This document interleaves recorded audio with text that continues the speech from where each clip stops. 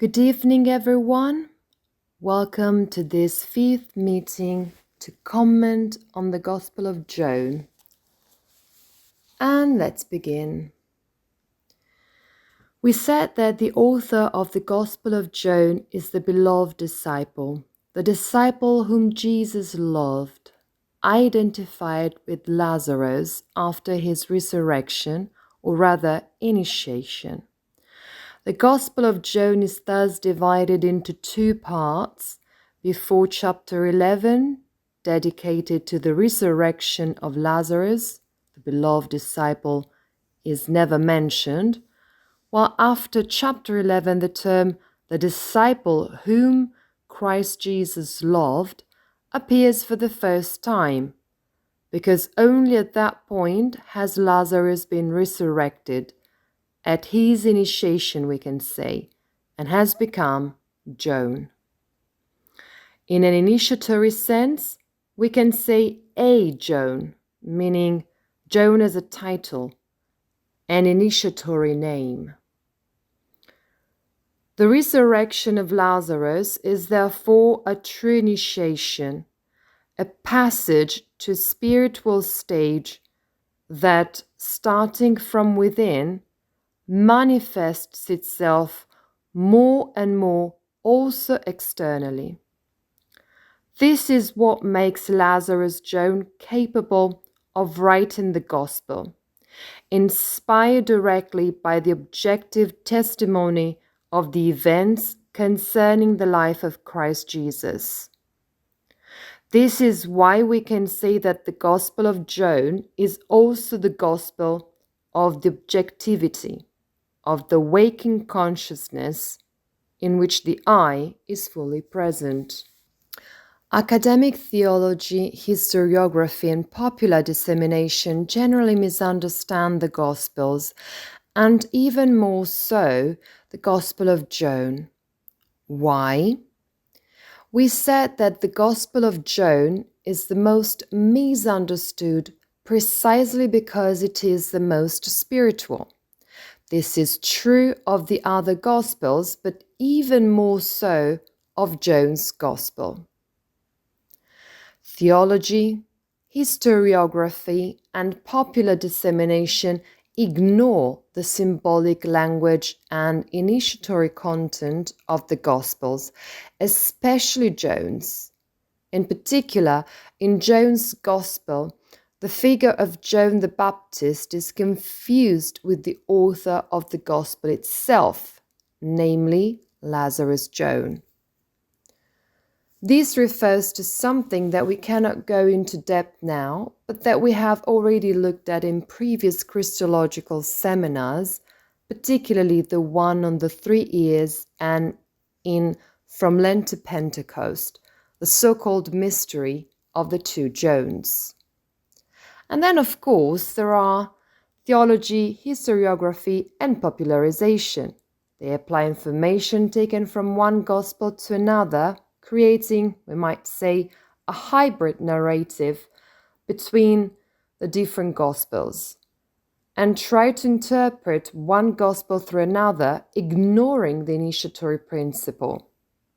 The fact that the gospels are initiatory documents and that each gospel is an autonomous and different spiritual point of view on the truth of the Christ. As we said, there are many points of view. There are 12 main gospels and others that characterize a series of points of view. The main ones are 12, but there are many others, and each essentially offers us a view from a certain particular point of view of the absolute truth that reveals itself in the experience of Christ in Jesus of Nazareth. None of the witnesses could give it an absolute form. They could offer that one point of view. The most objective is John, that is, the text that has been written in the greatest forces of waking consciousness. Furthermore, Steiner states here that the structure of John's Gospel is linked is a reflection of the initiatory degrees of the cult of Mithras, the mysteries of Mithras, which were a particular form of the initiatory degrees of the ancient pre-Christian mysteries in general, originating in the Eastern world. There are 7 degrees of initiation. The first degree of initiation is called Raven. Those who were initiated into the first degree of the Raven became mediators between the outer and inner worlds, between the initiates and the uninitiated. They were therefore messengers between the initiates, those who had to bring an initiatory message into the world, and those who had to receive it. Among the symbols, the symbol of the raven returns, which is the main symbol, as in the stories of Elijah, Wotan, and the legend of Barbarossa. The second degree is called occult or nymphus, meaning the bridegroom, where the initiate marries the spiritual world and leads a pure inner life, the nymphus. We can say that he marries inwardly with the entity of the spiritual world, and thus begins to live separated from profane life. The path is becoming much more introspective. In the third degree, one was initiated into the soldier, Miles. This became the defender of initiation and of the occult wisdom received, acting in the world to protect the spiritual truth of the spiritual world. We can say that the warrior was reactive. He acted to defend the spiritual content of initiation. At the fourth degree, one was initiated to become Leo, lion. The lion symbolized that the forces of the heart were so active that one could begin to radiate spiritual forces. As a result, not only did one defend as warrior, one could also actively operate through magical action, that is, with magical powers. The fifth degree was the initiation into becoming the guide of the group soul, and as a result, took on the name of the group soul of the people. In the case of Mithraism, for example, we find it under the name Persian because the cult of Mithras was a Persian cult, but the same degree took different names depending on the people. As we shall see shortly, Steiner will describe the Israelite. The Persian, or rather the guide of the soul of the people, has transcended his personality, his ego. He has taken into himself the spiritual essence of his people and the karmic mission that the people must fulfill. Therefore, he performs actions that are no longer personal, they are collective. At the sixth degree, one was initiated into Heliodromos.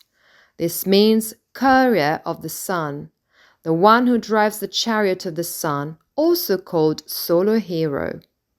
At this degree, the heart, which had been prepared, was filled with the solar forces of the spiritual sun, and consequently, one acted on behalf of the solar forces. One brought a higher spiritual principle than that of the people. Finally, in the seventh degree, one reached the pater, or father, which over the course of history has become the term we use in the Catholic Church to refer to the Pope. This was the highest initiatory degree of the mysteries of Mithras, and one became the guarantor of everything concerning initiation into the mysteries. One became a pontiff, able to build bridges between the sense-physical world and the supersensible worlds. One thus became a spiritual creator, because one was able to communicate directly with spiritual entities and consequently to perform actions that directly manifested the spiritual world, thus creating. Therefore, the divine principle in the Pater, this divine spiritual principle of spiritual entities, expressed itself in total freedom. The highest 3 degrees, the 5th, 6th, and 7th, were linked respectively to the Holy Spirit, the Persian or guide of the soul of the people, then the Heliodromus, the solar hero, to the Sun, and the Pater or Pope to the Father. So, in reality, the initiatory system that we find in the mysteries of Mithras was similar to the ancient mysteries, with only a few differences. Clearly, these were not just external degrees. They did not have merely a formal, virtual nature. They were real, substantial. And so we can say that the initiation to a higher degree meant the expression of a broader state of consciousness, and therefore a consciousness that gradually expanded, as we have seen in the brief descriptions we have given. The author of the Gospel of John reached one of these higher degrees, especially after his awakening and initiation. What forces did he draw from for his initiation? He drew from solar forces, and at that moment experienced forces of a spiritual, Christic nature that entered his heart and enabled him to bring this powerful impulse of esoteric Christianity into the world. Among the other initiates mentioned in the Gospel of John is Nathanael. Nathanael is an initiate identified with the 5th degree, that is, the guide of the soul of a people, and in fact it takes the name of the group soul, Israelite. In the Gospel of John, chapter 1, verses 47-48, Christ says, "Behold a true Israelite in whom there is no deceit. Before Philip called you, while you were under the fig tree, I saw you." True Israelite is like saying true Persian in the mysteries of Mithras. This means that the Christ identifies him as a 5th degree initiate who has incarnated the soul of his people and is their guide. And under the fig tree means that he has been initiated according to the ancient mysteries, which were represented by this very tree. Consider, for example, how in the Egyptian Chaldean epoch, the fig tree was the image of the tree of knowledge of paradise, to which the mystery schools gave access. Another example you probably know is that Buddha received enlightenment under the fig tree. He received enlightenment right under that tree. The ancient mysteries were represented by the fig tree. Nathanael, who was a true Israelite, stood under the fig tree, which means that he was an initiate into the ancient mysteries and had reached the 5th degree, that of the guide of the soul of the people. So Christ Jesus recognizes Nathanael as an initiate, but despite his 5th degree, this is not yet enough to fully understand the Christ himself. Therefore, Christ sees him with his spiritual gaze, and Nathanael, though recognizing the Christ not intellectually but through an inner experience of spiritual resonance, still cannot fully comprehend the Christ entity. He is powerful, but he still cannot fully comprehend what is happening. Then we find the phrase, "Rabbi, you are the Son of God, the King of Israel." Jesus answered, "Because I told you that I saw you under the fig tree and you believed. But you will see greater things than these." Verses 49 and 50. Shortly afterwards, it is stated that angels will ascend and descend upon the Son of Man. Verse 51. This sentence makes explicit reference to the cult constitution of the human being. During the night, the physical and etheric bodies remain in bed, while the astral body and the eye withdraw into the spiritual worlds. However, the lower bodies, physical and etheric, are not abandoned. If you recall, we said that they are permeated and restored by spiritual entities. In particular, Steiner mentions here the Elohim gathered in the pleroma, united in this totality of the spiritual fullness of 7 Elohim. The physical body receives healing impulses from the higher Devakan, where its archetype originates, while the etheric body receives healing impulses from the lower Devakan, where its archetype resides.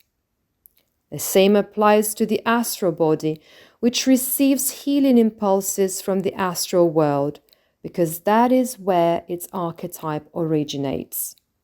Only those who have received the impulse of Christ can consciously become aware of this invisible flow that is, of the angels ascending and descending from the spiritual world, from the fullness of the pleroma.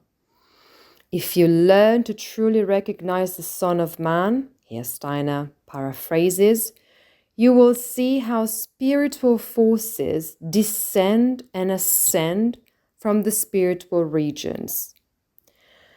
These will be revealed to you by the impulse that Christ gives to the earth. This is the paraphrase of verse 51. Thus, the initiation brought by Christ, this Christic initiation, gives man awareness of his connection with the spiritual world, no longer in a passive and dreamy way, but active and conscious. The experience of the I am revealed by Christ is the bridge between earth and heaven, the fulfillment of the promise that the Elohim made to Noah at the end of the great flood, when the rainbow appeared in the sky.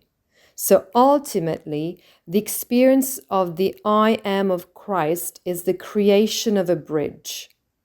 We can affirm that Christ is the true pontiff, the one who creates a bridge between earth and heaven, between heaven and earth, between the entities of the spiritual worlds and man, and who allows man to return to recognizing the existence of and collaborating with the entities of the spiritual world through this new bridge. And indeed, Christ is the one who opens up to humanity the possibility of traveling on what is called the rainbow bridge of Antakarana, which is the spiritual union, that spiritual flow that unites the incarnated I with the higher I. It is Christ who opens to humanity the possibility of ascending to the spiritual world through the rainbow bridge.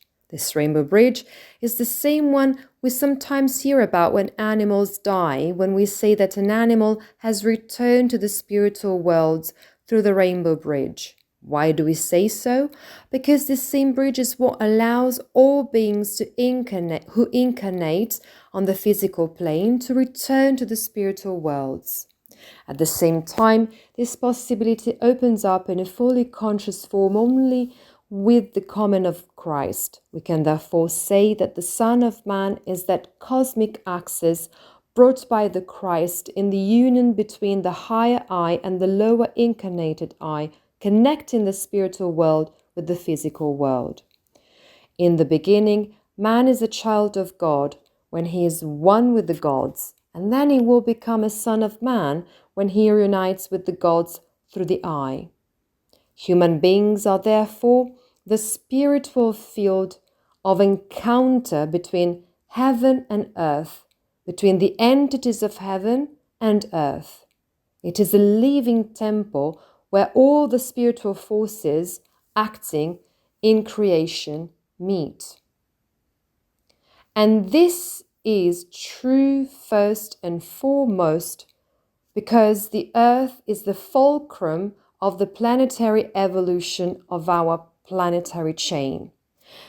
The entire cosmos is centered on earthly and human evolution.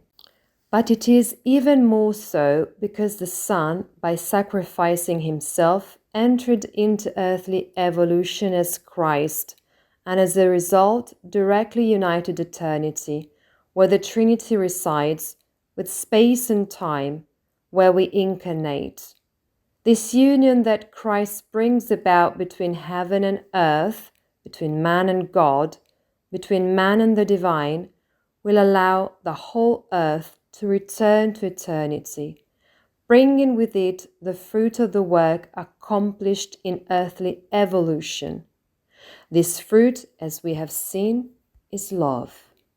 A love that is no longer natural or biological, but free, a conscious choice. In John's Gospel, we find a faux sign of this in the wedding at Cana. It is called the first miracle, but the term miracle lends itself to misinterpretation. Etymologically, the term miracle indicates something that is admirable, worthy of being observed and witnessed. Today, having this term taken on an altered meaning, it would be better to call it the first sign of the new times, that is, of the end of the predominance of the forces of blood with their automatic biological love, in order to move on to the times of the Spirit, in which love will become totally free and conscious. This is precisely the fulcrum of human and earthly evolution that Christ comes to bring about with his incarnation, the mystery of the incarnation of Jesus of Nazareth, and with all the events of the Gospels. And the Gospel of John is the herald of this good news to humanity. Christ has come to bring the spiritualization of love and therefore the mission of the earth that man can fulfill by uniting with Christ himself. Man is called to transform his nature of love, passing from blood to spirit, from instinct to freedom, from biological bondage to spiritual sacrifice. In the second chapter, verse 11 of the Gospel of John, Jesus, who has been invited to the wedding at Cana in Galilee, turns water into wine. This is the first public miracle or sign in which a spiritual presence, which we call glory, is manifested. The sign is not just a miracle as we mean it, a physical wonder, but a sign that has symbolic and spiritual value, evolutionary value, since it represents the transformation, or rather the alchemical transmutation of human love from that which is linked to blood, inheritance, lineage, race, into spiritual and universal love, free. This passage, therefore, marks the end of the forces of the group soul at work in the Old Testament and the beginning of the new forces of the individual I at work in the New Testament. Christ's mission is to infuse the soul of man with the full force of the I, what will become a full spiritual autonomy. Christ, therefore, does not come to confirm what was already there, that is, natural love derived from blood, but to completely spiritualize love. So much so that this love will no longer be confined to biological forms linked to blood, but will be a love that gives itself freely, without asking for anything in return, and is accomplished as a fully conscious act. It becomes a free spiritual gift, detached from everything that is flesh, blood, lineage. This is because in the Old Testament and throughout humanity's past before the advent of Christ, love was neither free nor conscious. It was linked to blood, relatives, and the group soul, and was maintained through marriage within the same lineage and the same bloodline. It was considered a sin marrying outside one's lineage because those spiritual atavistic qualities that were passed down through the blood were lost. In particular, those who still managed to maintain those qualities did so through arranged marriages within the same lineage, thus preserving the atavistic clairvoyance dating back to the time of Atlantis. However, clearly, over time this degraded, as recounted in the Gospels. From the Christ onwards, with the New Testament, love was liberated and became a conscious choice, detached from the bloodline, from the group soul, and from marriage within the same lineage. Here, then, we can briefly describe, to get an idea, the different stages of the evolution of love. There is a primordial age in which love is completely instinctive and based on close blood ties. Only those who share blood are worthy of love. Then there is a second stage that we can call patriarchal, as it was, for example, in the times before the coming of Christ. In this stage, the bond widens slightly but remains within the lineage. For example, you are Jewish if you're born Jewish, and therefore the individual incarnated I is completely contained within the group I of the people. In this case, the biblical saying applies: I and Ibrahim are one. One is even reincarnated within the same lineage and identifies only with one's ancestors. Then there is the age of the coming of the Christ, who breaks these ancestral bonds thanks to the impulse that unites the incarnated I and the higher I. And love will gradually become, and we are still in this evolution, universal, gratuitous love, without wanting anything in return. A love that gives itself, love of a spiritual nature, a love that is progressively spiritualized. After Christ, love becomes increasingly free, reaching a fundamental stage in the 9th century with the events of Parsifal. If you're interested, there's a seminar dedicated to this topic. The events of the quest of the Holy Grail describe how sexuality loses its reproductive function and becomes a potential way of relating based on love. Sex is therefore no longer only for reproduction, but becomes a means of relating, obviously if it is permeated by love. Thus, in the 9th century, the forces of Jehovah can finally come to an end. Every time there is reproduction, meaning the birth of a child, the action of such forces are healthy. As we approach the 5th 7-year period, in which the I is definitively incarnated, these forces must fade. I must decrease and he must increase, the Baptist says. The forces of Jehovah and therefore of the group soul fade. The forces of Christ and of the individual I, which becomes spiritualized, increase. Thus, the wedding at Cana symbolically represents the new type of human union inaugurated by Christ. A union that arises from inner freedom and the spiritualization of love.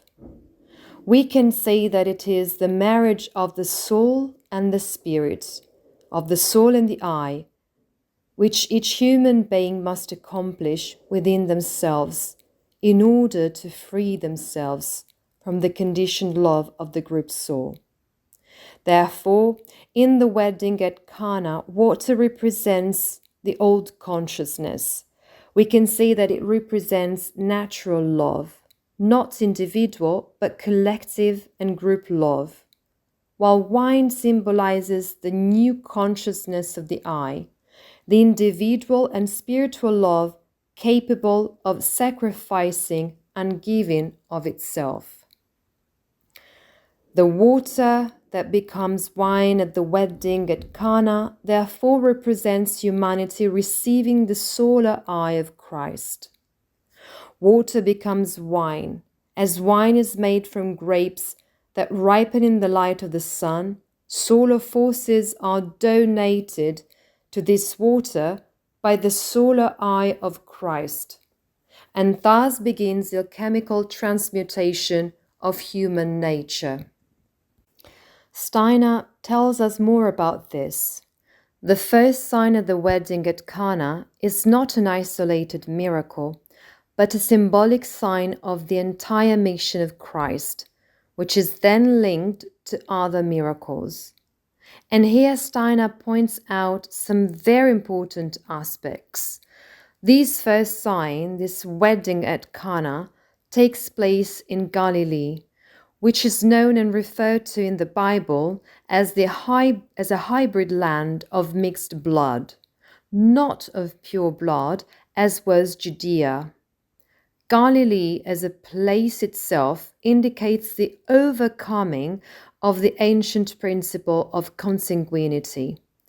This first sign, therefore, takes place in Galilee because it indicates where this overcoming of the group soul will take place, that is, where blood is not pure, where it is mixed, where marriages are already mixed.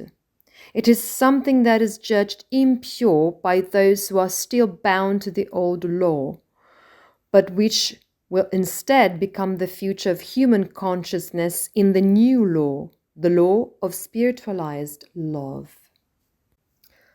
The love that the Christ comes to establish is free and not bound by blood, but springs from the individual I.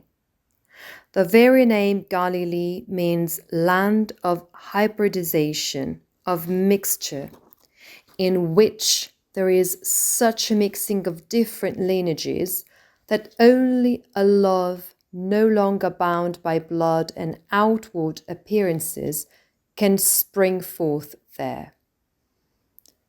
The Christ does not manifest himself in the pure center of the Jewish tradition, but in those who have transcended the bonds of the group soul. Thus, the wedding in Galilee becomes a symbol of the new union between free souls, freed from lineage and capable of experiencing a love that will become increasingly spiritualized.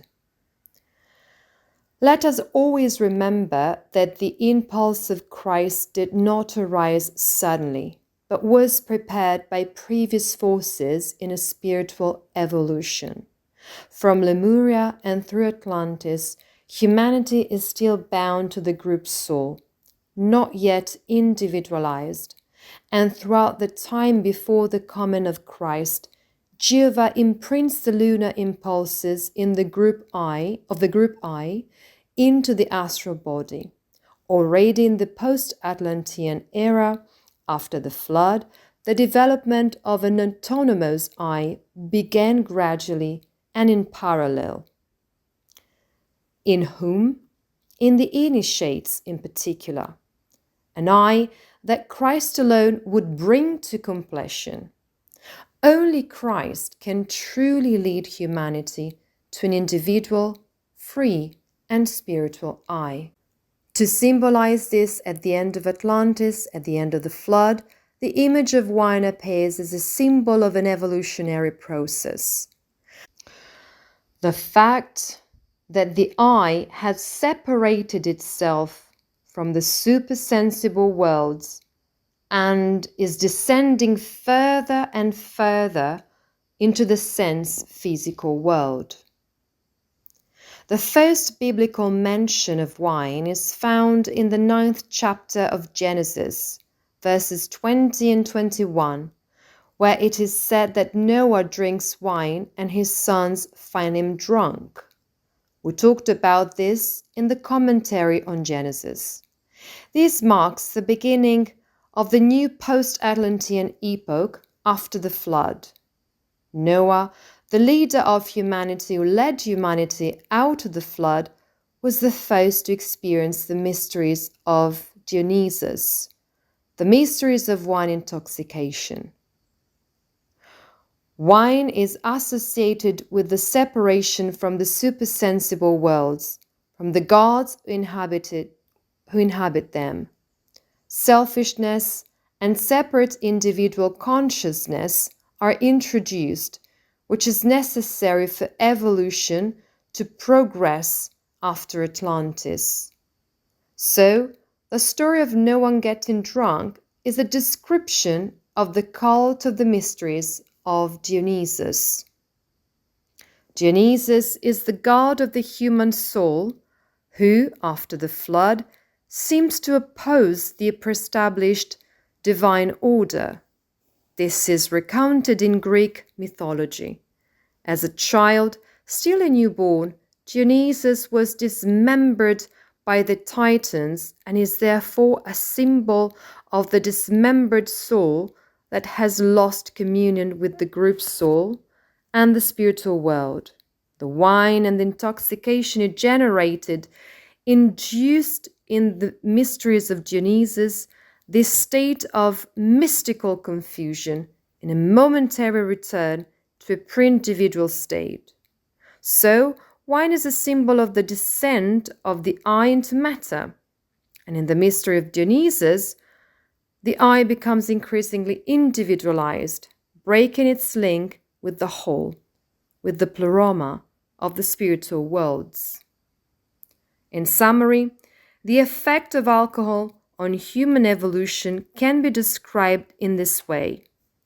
On the one hand, it prepares the physical etheric body to host the individual I, making it denser and more individualized. On the other hand, it detaches the soul from the spiritual worlds and closing it within itself, making it more selfish. The current spiritual evolution after the coming of Christ is founded, as we said, on the union between the lower incarnated I and the spiritual I, allowing the conscious return to the spiritual worlds. Now that the I has developed to the point where it can resume contact with the powers and entities of the divine and spiritual world, we can understand how alcohol today brings anti-evolutionary forces. Thus, it was evolutionary at the beginning, during the transition from Atlantis and the flood to the current post-Atlantean era. But after the coming of the Christ, it brings anti-evolutionary forces. For this reason, Christ will say, "I am the true vine.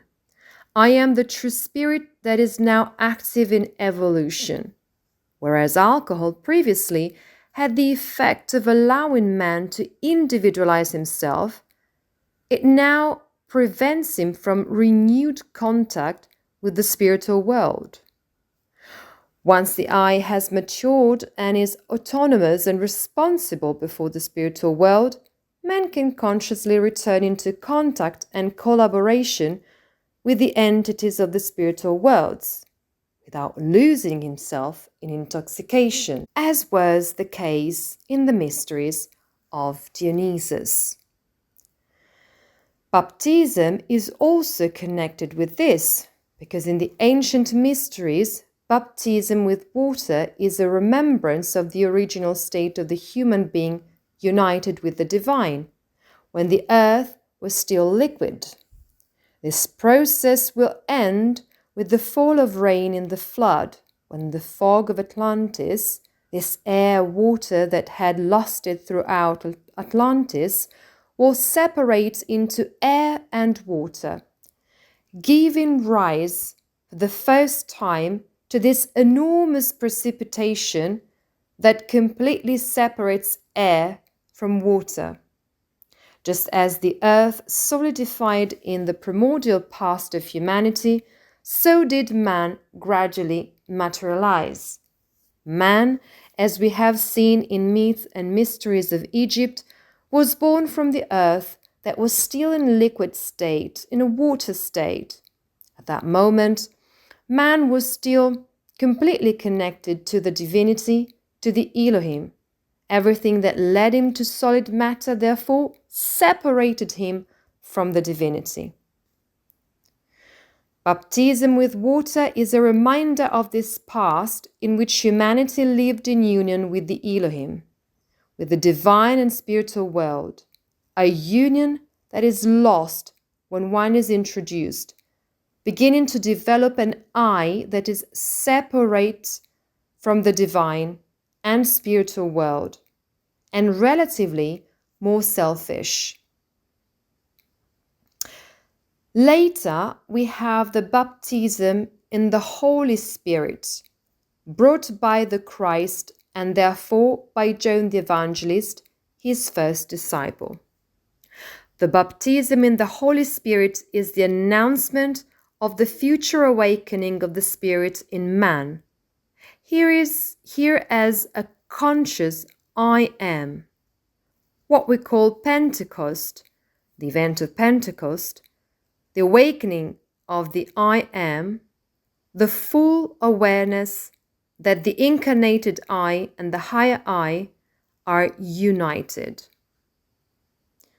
This passage from water to wine and then to fire is not a material process. It is not so much external. It has external aspects, but above all, it describes an evolutionary process, from an ancient unconscious bond with the divine to a free human spirit that reunites with the divine. In the same way, we can see that before Christ, the wine that led to intoxication, the mystery of Dionysus, represented the dismemberment of the human soul. After Christ, however, the wine that appears in the Gospel as a sign at the wedding at Cana heralds the future spiritual reunification. The whole of evolution, therefore, is a form of cosmic pedagogy, Steiner says. Every cultural epoch has its own tools. Alcohol had a function in the past, but today it has been superseded by the need to consciously return to the Spirit. The Christ, therefore, appears at the height of the fourth cultural epoch, an epoch that represents the height of egoism and materiality, precisely in order to begin the journey back to the Spirit. Today, we can speak openly about esoteric Christianity and anthroposophical spiritual science, because human beings have gone through several incarnations, precisely because our souls have already gone through many earthly incarnations, each of which has allowed us to have a certain spiritual experience. We have come to be able to speak so directly about the mysteries. Steiner here says that truth, just like the symbols of water, wine, and fire, is not fixed in its form. It is never absolute. The absolute truth of the Christ and the spiritual worlds clearly exists. But in every state, in every age, it manifests itself in a different form that adapts to the evolution of human consciousness and to the place and time in which it manifests itself. For example, in the past, when a remnant of ancient clairvoyance was still present, initiates mainly used images that were narrated through myths and legends. Today, However, we can acquire spiritual knowledge in a fully conscious conceptual form. Today, we have anthroposophy, and in the future, there will be even more evolved forms. Anthroposophy itself will evolve and take on a new form which, as we have already mentioned on other occasions, will be called Christosophy in the sixth epoch of culture. Thus, anthroposophical spiritual science is the language of our epoch, of the consciousness soul, and in it, what was fragmented in the past is reunited, preparing the future form of the truth that will be revealed in the sixth epoch. It brings together all that remains of the ancient mysteries and transforms it into the I that becomes conscious of itself in the consciousness soul, becomes fully self-conscious, and prepares us to move towards the sixth cultural epoch. Today, anthroposophical spiritual science is public, but in order to be realized as a path of initiation, it requires an inner discipline, adapted to the times, of course, similar to that of the ancient initiation we have described, for example, in Mithraism. The wedding at Cana, therefore, shows as one of the cornerstones of the Rosicrucian path. Truth, in its forms, evolves with the consciousness of humanity. Consequently, in order to carry a spiritual message, it is necessary to practice a spiritual pedagogy that adapts from age to age.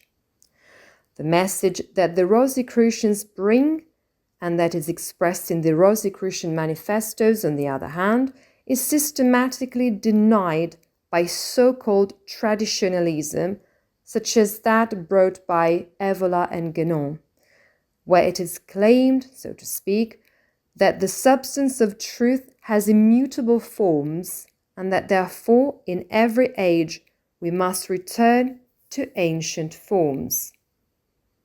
There must be no renewal of forms. This principle is totally contrary to Rosicrucianism. So what do the Rosicrucians say?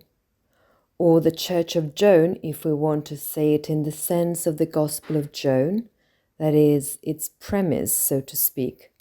Every age requires its own language, images, and ritual forms.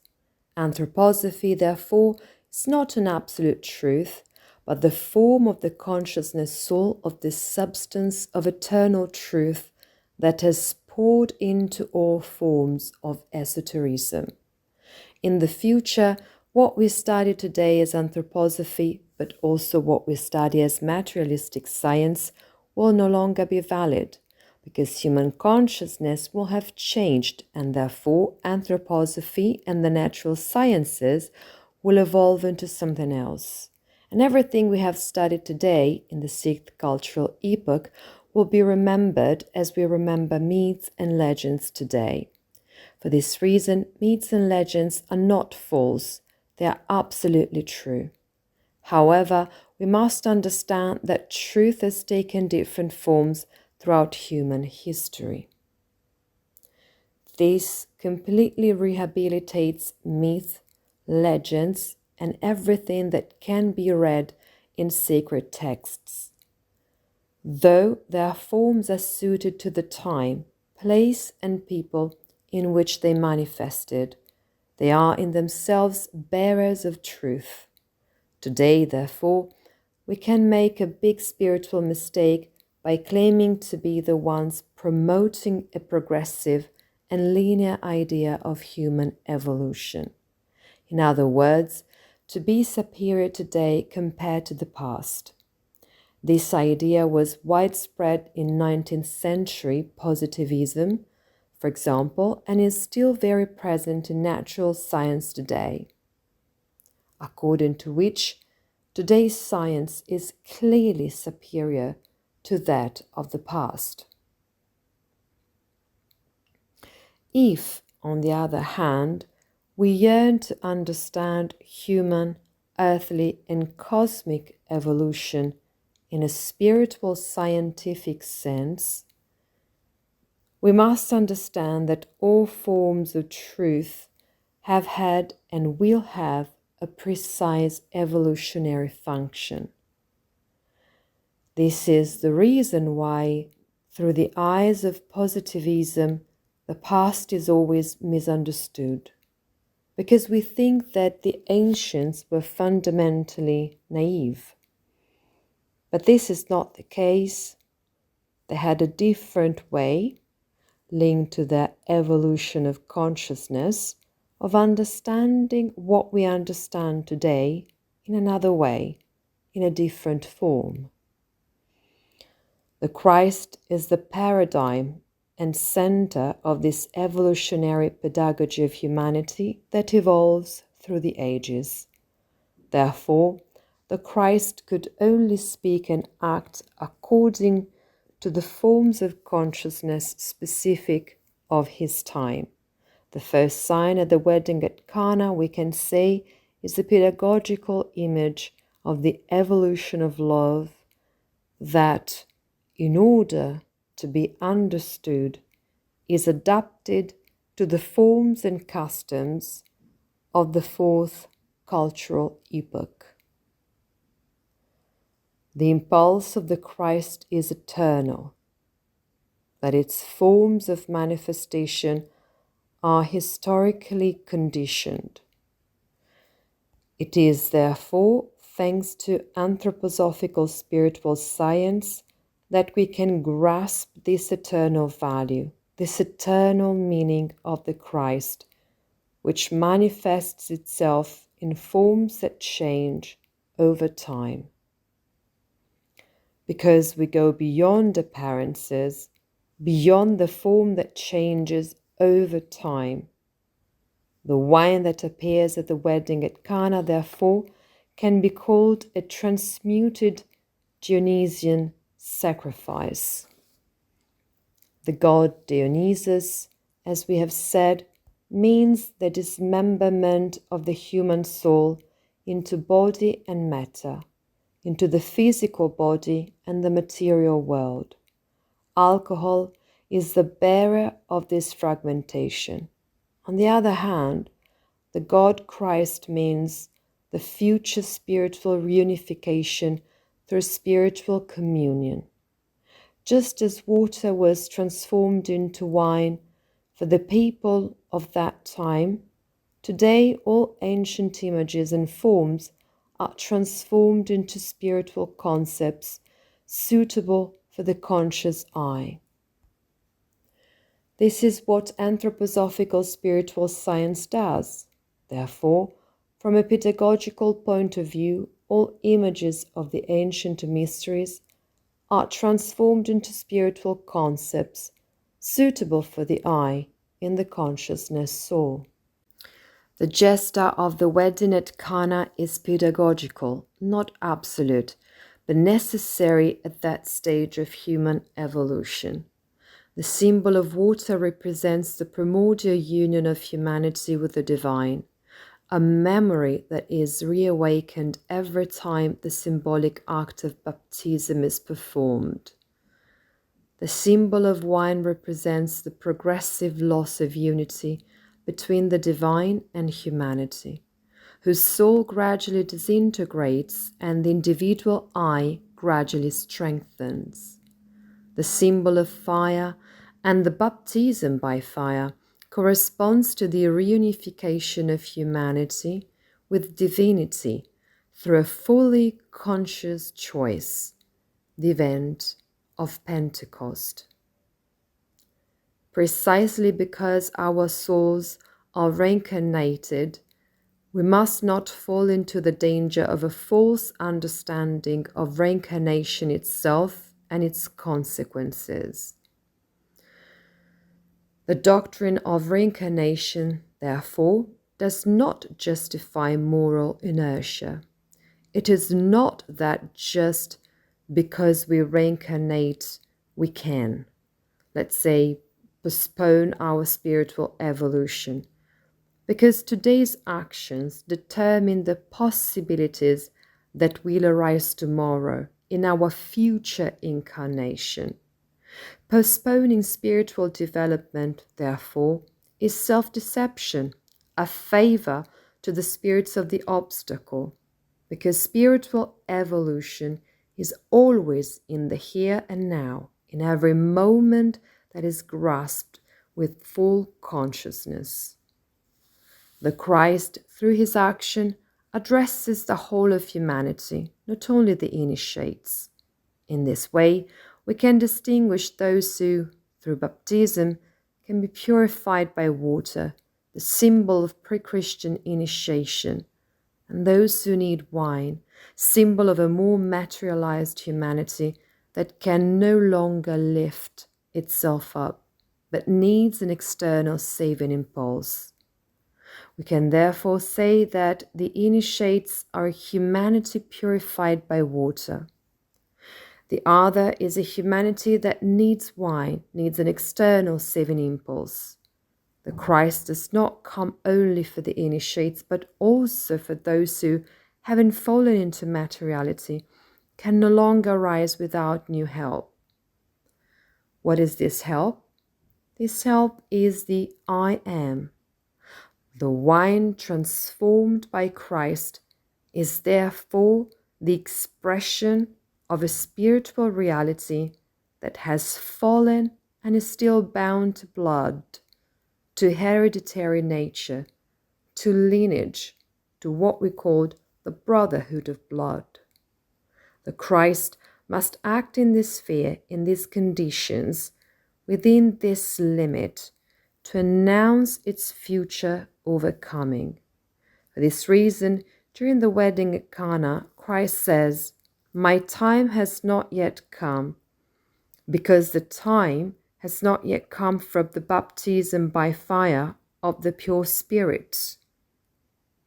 However, a transition is taking place, a bridge between a Dionysian past and a Christic future. In the future, my time will come, but the time has not yet come. What I have to accomplish here is still standing in a certain relationship to what must be overcome through my mission. This is a paraphrase by Steiner. The 6 jars, the 6 hydri to be precise, contain water for purification according to Jewish ritual. The number of jars is not accidental. 6, in fact, represents the 6th day of creation, a human being who is still imperfect before completion, which is 7. So much so that, as you know, 666 represents an interruption in evolution before 777. Therefore, the 666 that will occur on future Venus will be the event that will detach the 8th sphere, which will then proceed towards its own evolution. Other divine and spiritual entities will take care of this, and evolution will be able to proceed towards 777, which represents the end of future Vulcan. So the 6 jars mean that man is still imperfect, and the Christ fills these vessels full of water with a transformative force, initiating the alchemical transmutation of the human eye.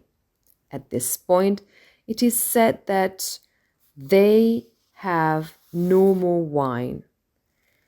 He replied, "What I must now accomplish is still connected with ancient times, with me and you, for my true time, when wine will be transformed into water again, has not yet come." What does "will be transformed into water again" mean? It means when man returns to being one with the spiritual world as he was in the beginning. The words he addresses to his mother, "Woman, what have I to do with you?" are an announcement of the end of the blood bond as the basis of humanity's evolution. We can therefore say that Mary represents pre-Christian humanity, the original soul of humanity, and that Christ indicates that the future self must break free from blood ties, being her, his mother, in order to be born in the Spirit through the baptism of fire, the event of Pentecost. My time will come means when the I arises no longer from blood, but from the Spirit, from the Holy Spirit, Pentecost. Thus, the Christ teaches us not to act in an absolute sense, but in a pedagogical sense, changing form according to the context, place, and time in which it is required. Acting in an absolute sense is abstract. Christ Jesus is in the present and using forms understandable to the people and the place of the time, hints at future developments.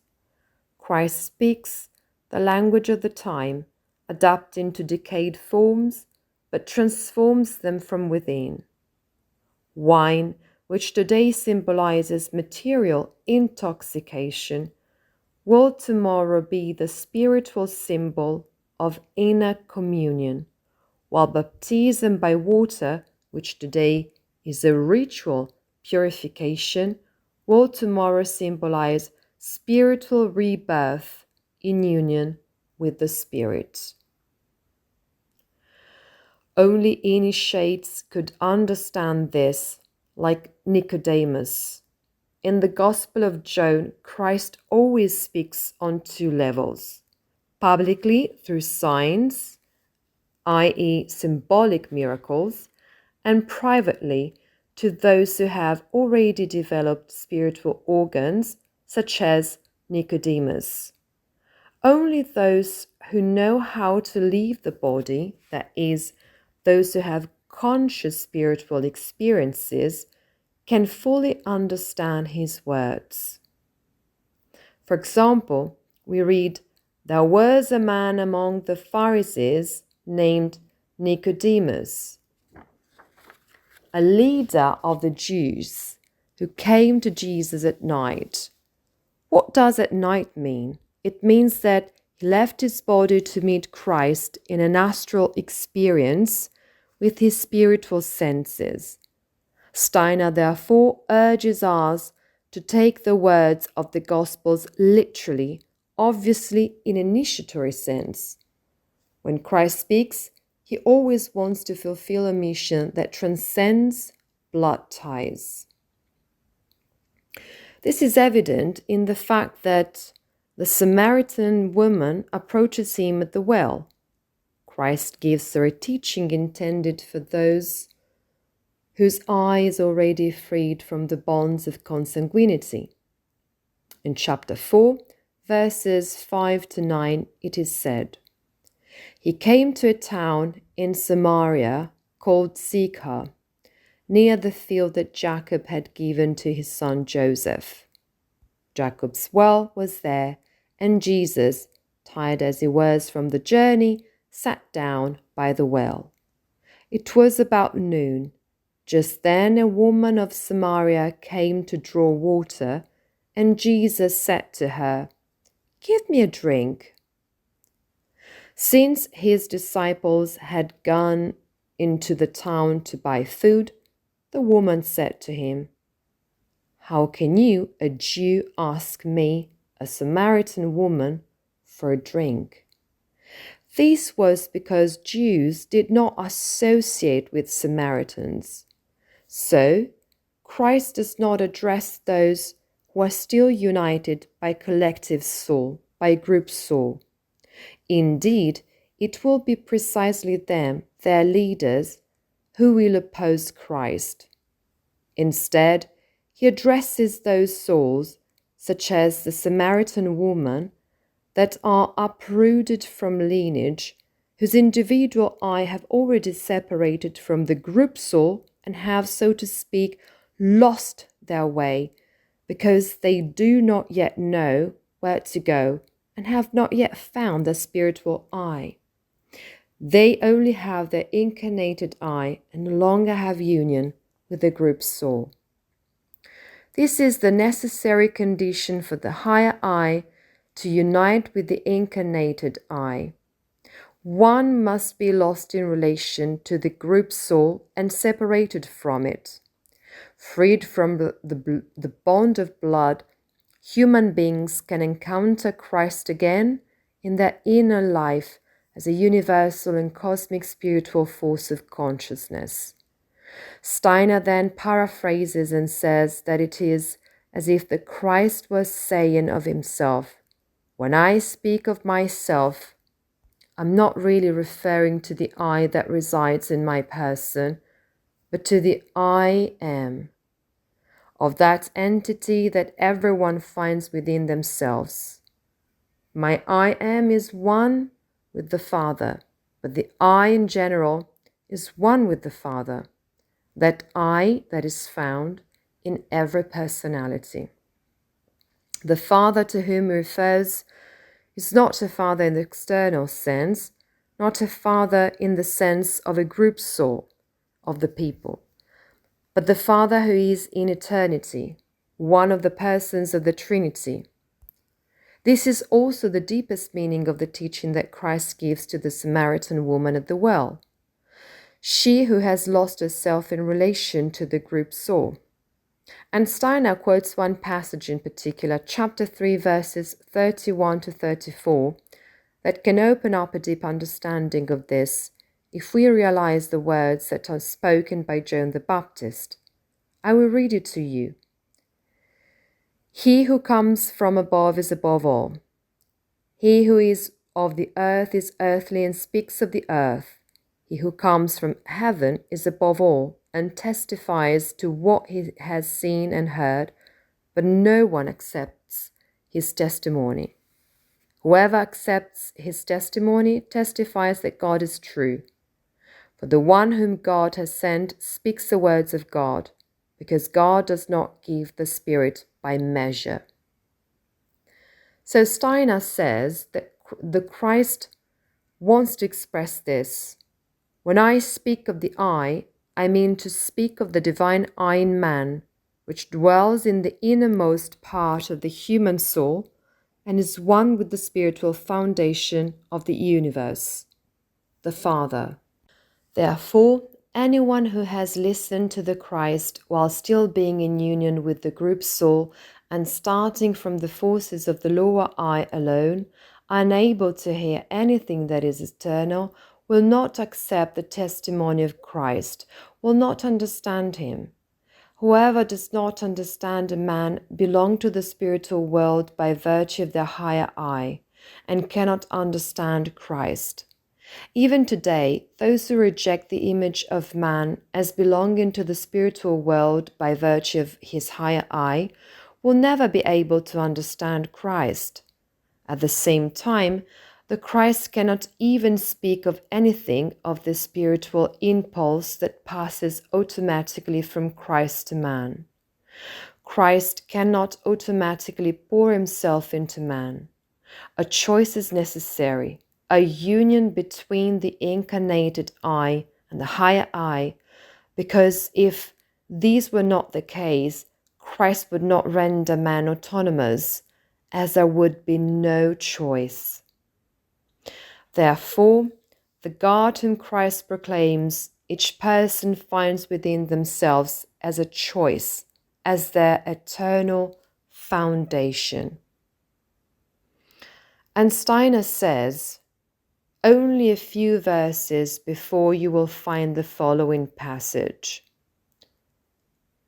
John was still baptizing in Enon, near Salem, because there was plenty of water there and people were coming to be baptized. For John had not yet been imprisoned. A dispute arose between John's disciples and the Jews about purification, that is, the form of baptism. Chapter 3, verses 23 to 25. The Gospel of John tells us of a growing tension between those who were still attached to the forces of Jehovah of the Old Testament and those who little by little were grasping the advent of Christ and the events of the New Testament with their own forces. Hence, the dispute over baptism as a sign of passage between two eras. John the Baptist represents the ancient initiation with water, while the Christ inaugurates the way of the eye, of the spiritual fire in every human being. The dispute between John's disciples and the Jews concerns the form of purification, a debate between an external baptism and an inner transformation. Purification represents the effect of baptism, that is, a moral transmutation, and this is what the baptism brings. It heralds a moral transmutation.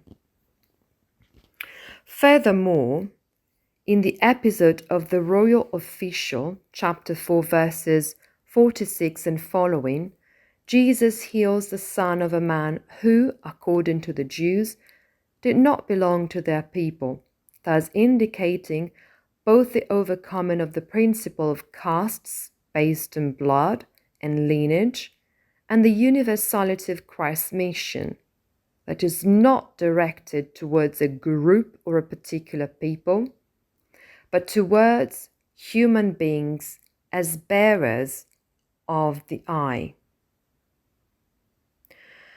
So, how can we grasp the true understanding of esoteric Christianity? We must understand that Christ is the bearer of an autonomous, universal, and eternal eye that leads us back to the cosmos, to the true origin of human beings. When I speak of the eye, I'm not referring to the eye of my own person, but to the eye that everyone finds within themselves. Here the Christ does not speak as an earthly individual, but as the bearer of the cosmic eye that lives in every human being as a potentiality. This is the most highly spiritual view of the eye, no longer just the eye, the personality, but the image of a spiritual eye, one with the Divine Father. Every human being has a ray of this solar and cosmic eye within them, and this is what is meant by God does not give the Spirit according to measure. John 3, verse 34. Steiner says that this verse is almost incomprehensible in a common translation, but that in the esoteric key it takes on a powerful meaning. He who God has sent speaks the words of God, because God does not give the Spirit by measure. Christ gives the Spirit without measure, entirely. An inner fire that is not an external doctrine, something that can be measured. It belongs to the spiritual worlds. It is a reality of the spiritual worlds. Without measure, it cannot be reduced to weight, number, and measure. The measure lies within us in our inability to understand without measure. The more we are bound to weight, number, and measure, the more we can receive the Spirit to the extent that we recognize the eternal I in the human soul. It is we who are limited. The Spirit is not.